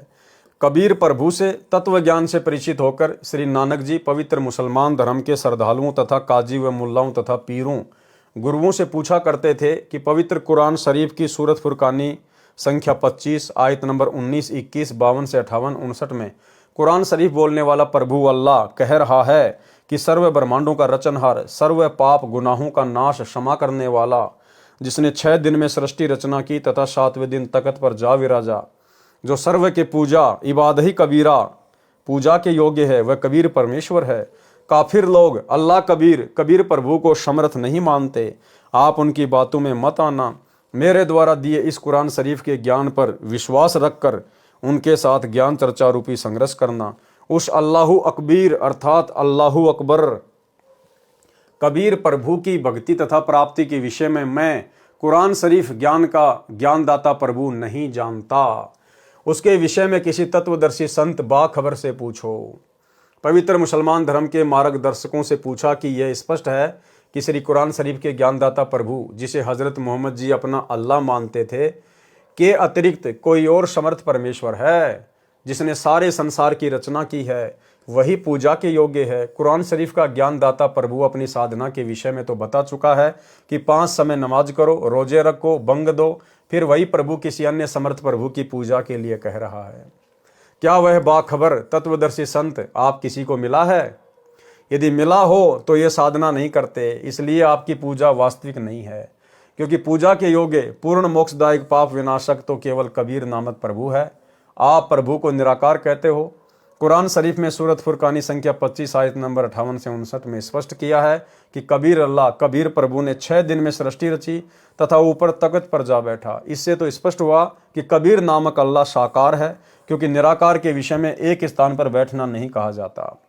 इसी की पुष्टि पवित्र बाइबल उत्पत्ति विषय में कहा है कि प्रभु ने 6 दिन में सृष्टि की रचना की तथा 7वें दिन विश्राम किया, अर्थात आकाश में जा बैठा तथा प्रभु ने मनुष्य को अपने स्वरूप के अनुसार उत्पन्न किया।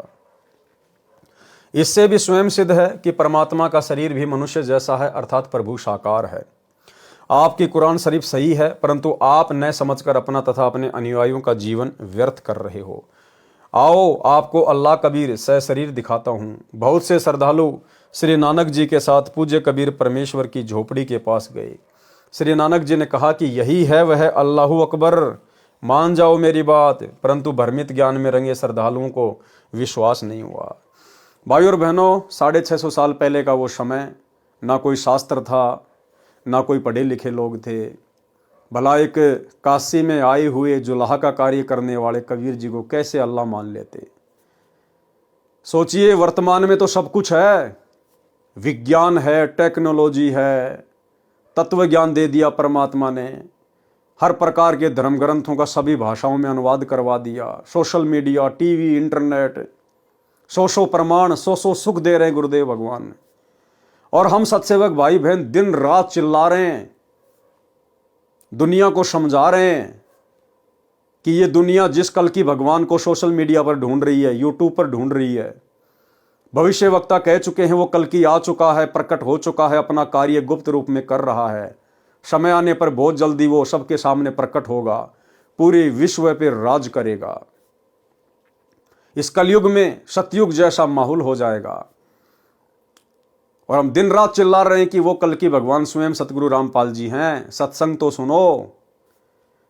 वो दुनिया वाले भला कैसे मानेंगे? 650 साल पहले भला वो लोग कैसे मान जाते जब वर्तमान में इतना सब कुछ होने के बाद और उस कल की भगवान की शरण में आने के बाद सतलोक आश्रमों से जुड़े हुए 90% भगत भाई बहन भी अपने गुरु को कबीर नहीं मान रहे। तो भाई और बहनों, 650 साल पहले भला वो मुसलमान भाई नानक जी के साथ जाकर और कबीर जी को एक टूटी फूटी झोपड़ी में फटे पुराने कपड़े पहनकर जुलाहे का काम करता हुआ देखकर भला उसको अल्लाह कैसे मान लेते, जब आज सब कुछ क्लियर करने के बाद हमारे खुद के भगत भाई बहन जो सतलोक आश्रमों से जुड़े हुए हैं वे खुद अपने गुरु को कबीर नहीं मान रहे, अल्लाह नहीं मान रहे, अपने गुरु के रहते सहते और एक कागज के टुकड़े को अल्लाह मान रहे हैं, कबीर मान रहे हैं। और जून के महीने में उसका कबीर प्रकट दिवस मनाते हैं, उस कागज की नकली मुर्दा फोटो का। तो बताओ 650 साल पहले भला गुरु रूप में आए हुए कबीर जी को कौन परमात्मा मान लेता। परंतु भ्रमित ज्ञान में रंगे श्रद्धालुओं को विश्वास नहीं हुआ। मुल्ला, काजी तथा पीरों ने कहा कि नानक जी झूठ बोल रहे हैं, कुरान शरीफ में उपरोक्त विवरण कहीं नहीं लिखा, क्योंकि सर्व समाज अशिक्षित था, वही अज्ञान अंधेरा अभी तक छाया रहा। अब तत्व ज्ञान रूपी सूर्य उदय हो चुका है। गुरु ग्रंथ साहिब राग अशावरी महला 1 के कुछ अंश। साहिब मेरा एको है भाई एको है, आपे रूप करे बहुबाती, नानक बपूड़ा एव कहे, जो तिन किया सो सचू थिया, अमृत नाम सतगुरु दिया, गुरु पूरे ते गति मति पाई, बूढ़त जगु देखिया तऊ डरी भागे, सती गुरु राखे ते बड़ भागे, नानक गुरु की चरणों लागे, मैं गुरु पूछिया अपना साचा बिचारी राम। आगे पेज नंबर है गुरु ग्रंथ साहिब में कहाँ लिखा हुआ है। उपरोक्त अमृतवाणी में श्री नानक साहिब जी स्वयं स्वीकार कर रहे हैं कि साहिब एक ही है तथा मेरे गुरु जी ने मुझे उपदेश नाम मंत्र दिया, वही नाना रूप धारण कर लेता है। अर्थात वही सत्य पुरुष है, वही जिंदा रूप बना लेता है, वही दानक रूप में भी विराजमान होकर आम व्यक्ति अर्थात भगत की भूमिका करता है। ठीक इसी प्रकार ये सारा रोल वर्तमान में वही कबीर परमात्मा सतगुरु रामपाल जी के रूप में कर रहे हैं कि साहिब से सतगुरु भय, सतगुरु से भय साध, ये तीनों अंग एक हैं, गति कुछ अगम अगाध। शास्त्र विरुद्ध पूजा करके सारे जगत को जन्म मृत्यु व कर्म फल की आग में जलते देखकर जीवन व्यर्थ होने के डर से भागकर मैंने गुरु जी के चरणों में शरण ली। बलिहारी गुरु आपने दियो हाड़ी सदवार, जिन मानस ते देवते किए करत न लागी वार, आपी ने आप सजियो आपी ने रचियो नाऊ, दुई कुदरती साचिए करी आसणु डिठो चाऊं, दाता करता आपे तू तुसी देवही करही पशाऊं, तू जनोई सबसे दे लैस ही जिंद कवाऊं, करी आसणु डिठो चाऊं।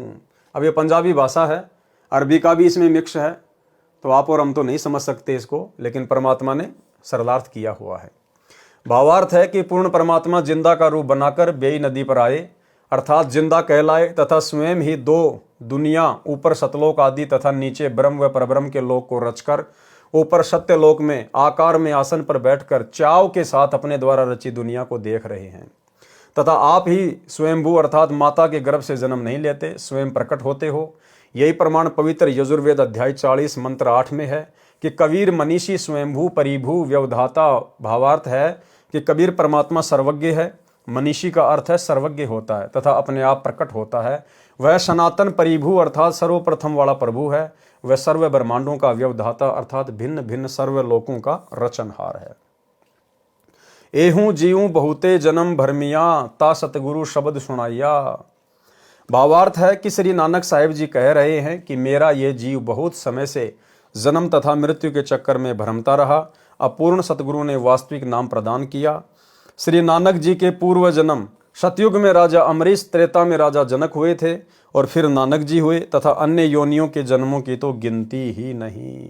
इस निम्न लेख में प्रमाणित है कि कबीर साहिब तथा नानक जी की वार्ता हुई है। यह भी प्रमाण है कि राजा जनक विदेही भी श्री नानक जी थे तथा श्री सुखदेव जी भी राजा जनक का शिष्य हुआ था। निर्मल जल बतलाइया मो कहूं राम मिलावन हारो, नानक जी जब हम भगत भये सुखदेवा, जनक विदे किया गुरुदेवा, कली मही जुलाहा नाम कबीरा, ढूंढते चित भैया न थीरा, बहुत भांति कर सिमरन कीना, इह मन चंचल तभु न बीना, जब करी ज्ञान भये उदासी, तब न काटी काली फांसी। जब हम हार परे सतगुरु दुआरे, दे गुरु नाम दान लिए उधारे। कबीर जी, सतगुरु पुरुष सतगुरु पाइया, सती नाम ले हृदय बसाइया। जात कमीणा जुलाहा अपराधी, गुरु कृपया ते भक्ति समाधि। मुक्ति भैया गुरु सतगुरु बचनी, गैया सु सहसा पीरा। जुग नानक सतगुरु जपियों, कीट मुरिद कबीरा। सुनी उपदेश संपूर्ण सतगुरु का, मन मई भया आनंद। मुक्ति का दाता बाबा नानक रिंचक रामानंद। ऊपर लिखी वाणी प्राण संगली नामक पुस्तक से लिखी है। इसमें स्पष्ट लिखा है कि वाणी संख्या 9 तक दोहों में पूरी पंक्ति के अंतिम अक्षर मेल खाते हैं, परंतु वाणी संख्या 10 की 5 पंक्तियां तथा वाणी संख्या 11 की पहली 2 पंक्तियां चौपाई रूप में हैं तथा फिर 2 पंक्तियां दोहा रूप में हैं तथा फिर वाणी संख्या 12 में केवल 2 पंक्तियां हैं जो फिर दोहा रूप में हैं। इससे सिद्ध है कि वास्तविक वाणी को निकाला गया है, जो वाणी कबीर साहिब जी के विषय में श्री नानक जी ने सतगुरु रूप में स्वीकार किया होगा, नहीं तो दोहों में चलती आ रही वाणी फिर चौपाइयों में नहीं लिखी जाती। फिर बाद में दोहों में लिखी है। ये सब जानबूझकर प्रमाण मिटाने के लिए किया है। वाणी संख्या 10 की पहली पंक्ति, जब हम भक्त भये सुखदेवा, जनक विदेही किया गुरुदेवा, स्पष्ट करती है कि श्री नानक जी कह रहे हैं कि मैं जनक रूप में था, उस समय मेरा शिष्य भगत श्री सुखदेव ऋषि हुए थे। इस वाणी संख्या 10 को नानक जी की ओर से कहीं मानी जानी चाहिए। तो स्पष्ट है कि नानक जी कह रहे हैं कि मैं हार कर गुरु कबीर के चरणों में गिर गया, उन्होंने नामदान देकर उद्धार किया। वास्तव में यह 10 नंबर वाणी कहीं अन्य वाणी से है। ये पंक्ति भी परमेश्वर कबीर साहिब जी की ओर से वार्ता में लिख दिया, क्योंकि परमेश्वर कबीर साहिब जी ने अपनी शक्ति से श्री नानक जी को पिछले जन्म की चेतना प्रदान की थी। अब बताओ भाई और बहनों, ध्यान देना शब्दों पे, क्योंकि परमेश्वर कबीर साहिब जी ने अपनी शक्ति से नानक जी को पिछले जन्म की चेतना प्रदान की थी। कबीर जी ने अपनी शक्ति से, अपने आशीर्वाद से नानक जी को उसके पिछले जन्म दिखाए कि सतयुग में तू राजा अमरीश था, त्रेता में राजा जनक था। अपनी शक्ति से, नानक के अंदर इतनी शक्ति नहीं थी। फिर भला भाई और बहनों, सचखंड से वापस आने के बाद यदि वो नानक वाली आत्मा होती तो ये अनगिनत दुनिया भर के चमत्कार भला वो कैसे कर सकती थी। तो जिस समय कबीर परमेश्वर नानक जी की आत्मा को निकालकर सचखंड लेकर गए, उनको वापस छोड़ा, तो जब वापस थे तो वो नानक जी की आत्मा नहीं थी। नानक जी की आत्मा को परमात्मा ने मिनी सतलोक में बैठा दिया था कि जब कलयुग की पिछली पीढ़ी आएगी, ये समय, उस समय उस आत्मा को फिर से जन्म देंगे और नानक जी के रूप में फिर सारे चमत्कार कबीर परमेश्वर ने किए। अन्यथा अगर नानक जी में इतनी शक्ति होती, नानक जी ने अगर सारे चमत्कार किए थे, तो फिर अपने पिछले जन्म क्यों नहीं देख पाया? क्यों कबीर परमात्मा ने आशीर्वाद दिया, तब जाकर अपने पिछले जन्म दिखाई दिए। जबकि बाद में तो नानक जी ने ना जाने कितने लोगों को उनके पिछले जन्म दिखाए हैं। प्रहलाद और ध्रुव, पता नहीं ऊपर के लोगों की उन्होंने यात्रा की है। अगर वो नानक जी होते तो उनके पास में वो शक्ति नहीं थी, और ना इस भक्ति में एक भगत को इस प्रकार से चमत्कार या सिद्धियां दिखाने की कोई छूट है। तो नानक जी के रूप में खुद कबीर परमात्मा सतगुरु रामपाल जी ने सारी लीला की थी, क्योंकि परमेश्वर कबीर साहिब जी ने अपनी शक्ति से श्री नानक जी को पिछले जन्म की चेतना प्रदान की थी। तब नानक जी ने स्वीकार किया था कि वास्तव में मैं जनक था तथा उस समय सुखदेव मेरा भक्त हुआ था। अब ध्यान रखना भाई और बहनों, ये बातें केवल आपको साध संगति में ही सुनने को मिलेंगी। ना तो सिख समाज इस बात को स्वीकार करेगा, ना सतलोक आश्रमों से जुड़े हुए हमारे भाई बहन, ना गुरुदेव का परिवार। उनकी नज़रों में तो नानक जी सतलोक गए, लेकिन ये गूढ़ ज्ञान परमेश्वर ने साध संगतियों के माध्यम से ही खुलवाना है, क्योंकि मोक्ष का टाइम तो अब है। भाई नानक जी कब हुए? कबीर जी के समकालीन हुए, कबीर जी के सेवक थे। काशी में जाके उन्होंने सतनाम लिया, कबीर जी के भगत थे। तो विचार करो भाई और बहनों, परमात्मा तो कहते हैं 64 के 64 लाख फैल हो गए। थोड़ा बहुत यदि कोई बचे थे तो कौन बचे थे? अर्जुन सरजुन। भाई जबकि नानक जी तो अर्जुन सरजुन से भी बड़े भगत थे, तो क्या नानक जी भी फेल हो गए थे क्या उस समय? नानक जी परीक्षा में फेल नहीं हुए, क्योंकि वो परीक्षा तो नानक रूप में खुद कबीर परमात्मा ही दे रहे थे उस समय। नानक जी को तो उसी समय परमात्मा ने इस मिनी सतलोक में बैठा दिया था जब उनको बेई नदी से लेकर गए। अन्यथा क्या नानक जी अगर वो आत्मा भी होती तो क्या अर्जुन सरजुन से भी कमजोर थी क्या? तो इसलिए भाई और बहनों, नानक जी को परमात्मा ने मिनी सतलोक में बैठा दिया और वर्तमान समय में उस आत्मा को परमेश्वर ने जन्म देना है या दे दिया होगा, ये गुरुदेव भगवान जाने। वाणी संख्या 11 में 4 पंक्तियां हैं, जबकि वाणी संख्या 10 में 5 पंक्तियां लिखी हैं। वास्तव में प्रथम पंक्ति जब हम भगत भये सुखदेवा वाली में अन्य 3 पंक्तियां थी, जिनमें कबीर परमेश्वर को श्री नानक जी ने गुरु स्वीकार किया होगा, उन्हें जानबूझकर निकाला गया लगता है। अब ये तो परमेश्वर हैं सदगुरु रामपाल जी, तो इनसे क्या छुपा हुआ, तभी तो सारी बातें बता रहे हैं। वाणी संख्या 1 व 2 में 6 पंक्तियां हैं। वाणी संख्या 3 व 4 में 4 पंक्तियां हैं। वाणी संख्या 5 व 6 में 3 पंक्तियां हैं। वाणी संख्या 7 में 4 पंक्तियां हैं। वाणी संख्या 8 में 3 पंक्तियां हैं। वाणी संख्या 9 में 2 पंक्तियां हैं। वाणी संख्या 10 में 5 पंक्तियां हैं। वाणी संख्या 11 में 4 पंक्तियां हैं तथा वाणी संख्या 12 में 2 पंक्तियां हैं। यदि ये वाणी पूरी होती तो सर्व वाणियों कलियों में एक जैसी वाणी संख्या होती। श्री नानक जी ने दोनों की वार्ता जो प्रभु कबीर जी से हुई थी लिखी थी, परंतु बाद में प्राण संगली तथा गुरु ग्रंथ साहिब में उन वाणियों को छोड़ दिया गया जो कबीर परमेश्वर जी को श्री गुरु मुख देखे सांच संभाले बिन सांचे जग कांचा दधय धर्म धरे धर्मा पूरी गुण करी मन धीरा। गुरु ग्रंथ साहिब में एक ही पंक्ति है, ये पंक्ति अधूरी छोड़ रखी है। प्रत्येक पंक्ति में अंतिम अक्षर 2 एक जैसे हैं, जैसे ऊपर लिखी वाणी में ज्योति, फिर दूसरी में मोती, फिर सांचा, दूसरी में कांचा। यहाँ पर धीरा अंतिम अक्षर वाली एक ही पंक्ति है। इसमें साहिब कबीर का नाम प्रत्यक्ष था, जो कि मन वश होकर ग्रंथ की छपाई करते समय निकाल दी गई। गुरु ग्रंथ साहिब की छपाई करते समय, उसको छपवाते समय सिख समाज के लोगों ने जहाँ पर कबीर नाम लिखा हुआ था उसको हटवा दिया कि ये कबीर तो जुलाहा था, ये तो नीच था, ये तो धानक था, ये सोचकर कि ये नानक के गुरु कैसे हो सकते हैं। सिख समाज के लोगों ने उस वाणी को हटवा दिया। तो अंतर्यामी परमात्मा बता रहे हैं सारी बात। इसमें साहिब कबीर का नाम प्रत्यक्ष था, जो कि मनवश होकर ग्रंथ की छपाई करते समय निकाल दी गई। छपाकारों ने काटा होगा, संत कभी ऐसी गलती नहीं करते, क्योंकि कबीर साहिब जुलाहा जाति में माने जाते हैं, जो उस समय अछूत मानी जाती थी। कहीं गुरु नानक जी का अपमान न हो जाए कि एक जुलाहा नानक जी का पूज्य गुरु व भगवान था। फिर प्रमाण है राग बसंत महला पहला, पौड़ी नंबर 3, आदि ग्रंथ पंजाबी, प्रश्न नंबर 1188। नानक हवमो शब्द जलाइया सतगुरु साचे दरस दिखाइया। इस वाणी से भी अति स्पष्ट है कि नानक जी कह रहे हैं कि सत्य नाम सत्य शब्द से विकार अभिमान जल गया तथा मुझे सच्चे सतगुरु ने दर्शन दिए, अर्थात मेरे गुरुदेव के दर्शन हुए। स्पष्ट है कि नानक जी को कोई सतगुरु आकार रूप में अवश्य मिला था। वह ऊपर तथा नीचे पूर्ण प्रमाणित है। स्वयं कबीर साहिब पूर्ण परमात्मा अकाल मूर्त स्वयं सचखंड से तथा दूसरे रूप में काशी बनारस से आकर प्रत्यक्ष दर्शन देकर सचखंड सतलोक भ्रमण करवा के सच्चा नाम उपदेश काशी बनारस में प्रदान किया। आदरणीय गरीबदास जी महाराज गांव छुड़ानी जिला झज्जर हरियाणा को भी परमेश्वर कबीर जिंदा महात्मा के रूप में जंगल में मिले थे। इसी प्रकार सतलोक दिखाकर वापस छोड़ा था। परमेश्वर ने बताया कि मैंने ही नानक जी तथा श्री दादू जी को पार किया था। जब श्री नानक जी ने पूर्ण परमात्मा को सतलोक में भी देखा तथा फिर बनारस काशी में जुलाहे का कार्य करते देखा, तब उमंग में भरकर कहा था वाहे गुरु सतनाम वाहे गुरु वाहे गुरु, तथा इसी उपरोक्त वाक्य का उच्चारण करते हुए काशी से वापस आए, जिनको श्री नानक जी के अनुयायियों ने जाप मंत्र रूप में जाप करना शुरू कर दिया कि यह पवित्र मंत्र श्री नानक जी के मुख कमल से निकला था, परंतु वास्तविकता को न समझ सके।